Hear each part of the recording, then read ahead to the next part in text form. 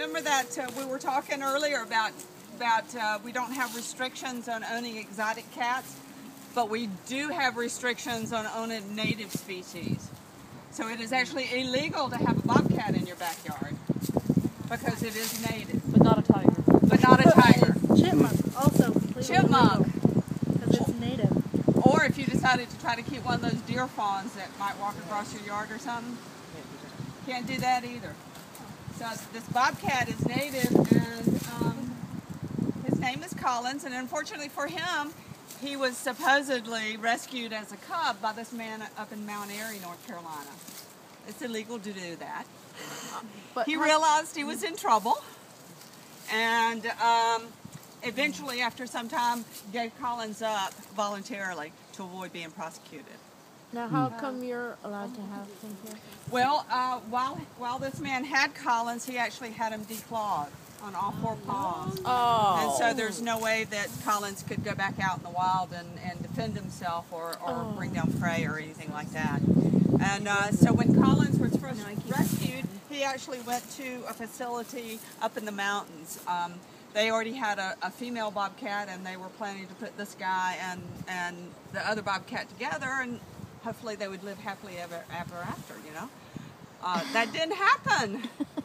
Those two bobcats did not get along at all, because in nature, bobcats are solitary animals. You know, you just, the only time they come together is for breeding purposes.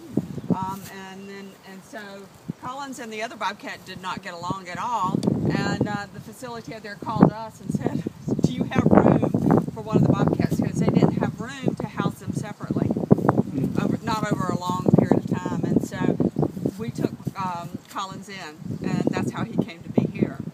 It's also how he got his name, because I don't even know what his name originally was, but he was named Collins after he came here, because the facility up in the mountains that he came from was called Genesis. And if you're familiar with the musician Phil Collins, he started his career with a band called Genesis, and then left there for a fabulous career afterwards, and we're looking forward to Collins' great career here after leaving Genesis. Oh, that's a good name.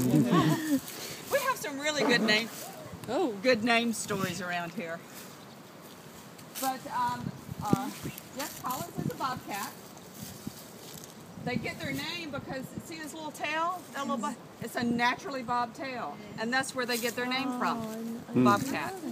We saw one in Florida this summer, right in our backyard. So they came up onto the house? Oh, really? The one I was right there. Oh, yeah. But it was smaller. Yeah. That's not like a little baby. Well, this is a male. Yours could have been a female, because usually the females are a little bit smaller. Yeah. But Collins is a good size, and his coloration, he's got a little bit grayer here during the winter time.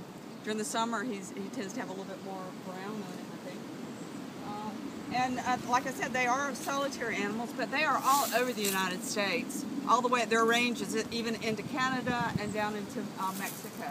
So they have a wide range. They're very numerous. It's not like they're endangered or threatened or anything like that. There are numerous bobcats. In fact, I think North Carolina has one of the largest populations of bobcats in the United States.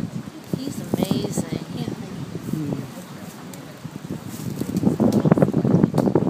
She's looking cat. I think Collins is about, how old is he? About 7? Or do you?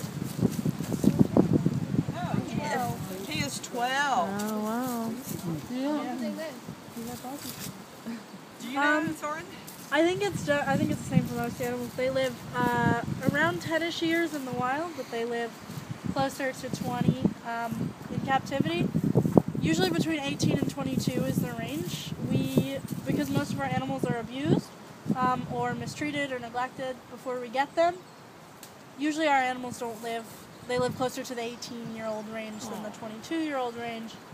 And Collins was certainly not treated great when he was privately owned. But Yes.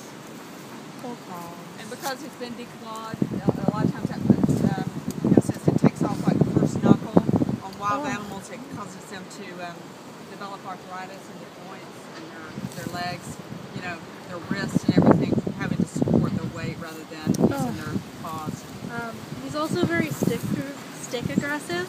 You mean this little hidden here? We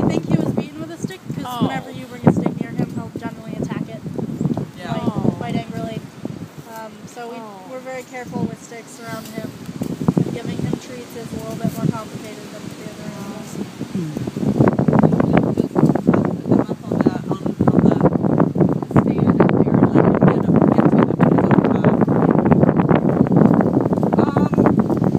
They're mainly small rodents, small mammals, I should say. You know, that's what they go after in the wild. Here, most of our cats are fed, our animals are fed chicken as a primary meat. And then during this time of year, we also feed them a lot of venison because of the deer hunters. There he's spraying. He just sprayed. Did he spray? Yeah, he did. They also have been known to take a lot of dogs and cats and house pets in the wild because they live so close to civilization. And sometimes they'll take deer, but usually the deer has to be very sick or young. So are there bobcats around here, or are they more in the mountains, or? All around, all over the state of North Carolina. Yeah, these guys are very versatile. I mean, you would normally think of them more in the mountains, but I think they are almost all the way down to the coast as well. There's Yeah. some of the servals over there. Yeah, my husband says he's seen them around our house, but I haven't seen them in the wild. They're very silent, as you notice. You don't really hear a lot of noise from them, and they don't make a lot of noise when they walk either. So a lot of times they could walk right by you and you not even be aware that they were there in the wild if you were taking a hike in the woods or something like that. They also have footprints pretty much identical to a house cat, so you find footprints, you just think it's a normal cat. The only difference is in the stride length, but you don't really go around measuring the strides of footprints, I find. You might know.